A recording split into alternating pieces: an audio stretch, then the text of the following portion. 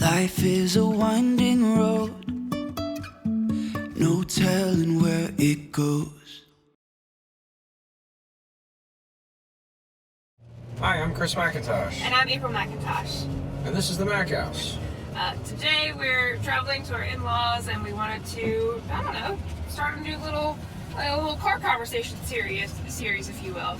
And so we're going to look up, on the car ride every time, we're going to look up a little article about travel and read it. The passenger will read it to the driver, whoever that happens to be at that time. And then we'll kind of discuss it. God willing, I'll be the driver most of the time. So today we are discussing a New York Times article about travel and the art of anticipation, and the link to the article will be in the description if you care to read it.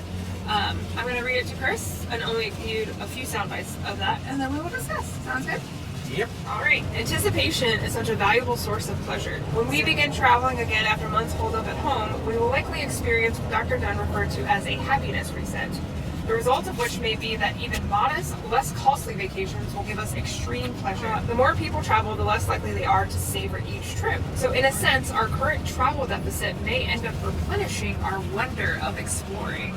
To take advantage of a happiness reset, begin with a simpler trip. A beach getaway close to home, a cross-country road trip. Hey. That sounds a little familiar. I know, doesn't Son of a it? bitch. Ideally, you want to book a vacation far enough in advance that you have time beforehand to gather details about the destination, build excitement, and positive expectations. When you don't give yourself enough time to actively anticipate a vacation, to pore over photographs of places you want to see, read about history, browse the things to do, you miss out on a potent source of pleasure. You need time to cultivate anticipation, but not too much. The problem with things that lie in the future, researchers have found, is that we almost think of our future selves as other people, and it's difficult to get excited about a distant future self. But, she said, planning a trip with a reasonable length of runway, maybe a year as opposed to 5 years away, still feels like you're the one who will be taking it. Perhaps the most unexpected benefit of planning your own trip nowadays is that you can give great joy to someone else.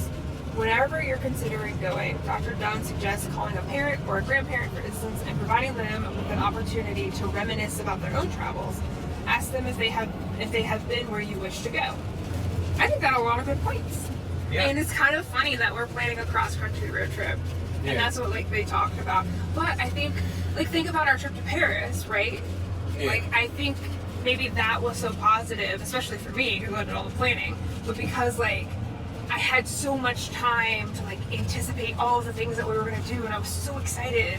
Yeah, and I think that's, and they are right in saying that in a lot of ways your anticipation winds up being better than the actual trip. Yeah, or it helps the trip be more positive. Yeah, and I think with Lake Erie, it went by so fast. Yeah.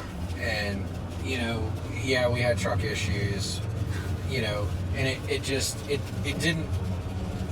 it didn't turn out to be as amazing as I thought it was going to be. Mm-hmm. Though the sunset was spectacular and all this. There were elements of me on that trip that were I'm ready to go home because I want to fix the truck. Yeah. So that part, the anticipation of the trip and all was better than the actual trip, but I still had a great time, and I do like the fact that I've done the I-40 trip to Arizona before. So there's aspects where I can go back and reminisce and think about, oh yeah, we did this, we did that, and it. So you get an extra boost. You get to reminisce, and you get to plan for a new trip. Yeah, with me. I'm excited to be able to have a series of videos of us planning this, and then because I'll be editing them, I'll be able to get to relive all of that. I'll have all of the anticipation for this cross-country trip. Yeah, and you know what?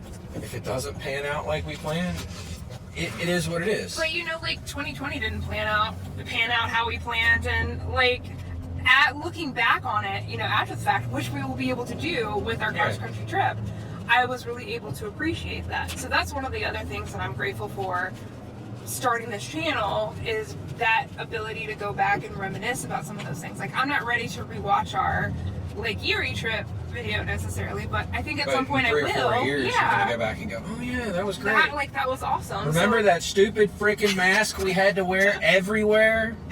But it will be like, we're actually with this channel, and you know, if you do the same kind of travel content with your channel, you're actually creating these opportunities for yourself down the road.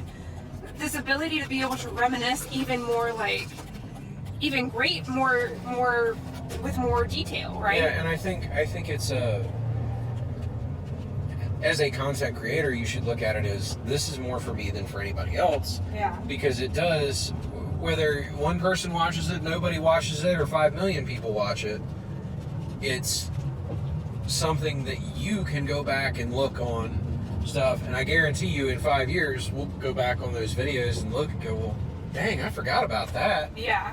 So, you know, the anticipation, I think, is very important, you know, and I'm not downplaying spontaneous trips. You know, we literally 2 years ago, we're sitting on the couch, it's like noon, and I'm looking at my phone going, oh man, it's ladies' night at Bowman Gray Stadium. That means you get in for $2. Shame we can't go.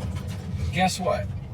I booked us an Airbnb, tiny little, like, off-the-grid cabin, and we loaded up the dogs. And we 6 hours yeah, later, we we were just- sitting at Bowman Gray we just Stadium went. going, Yeah. holy crap. And it was like the best little weekend trip. It really was.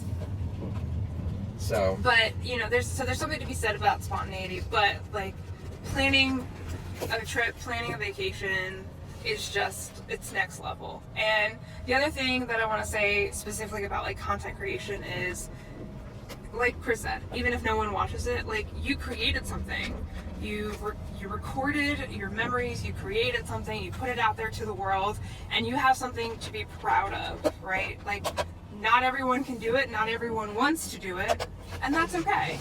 I'm Chris. I'm April. Until next time, remember, Life is short and the world is wide. go find your wonder. I really wanna know if I'll ever figure out where the road goes.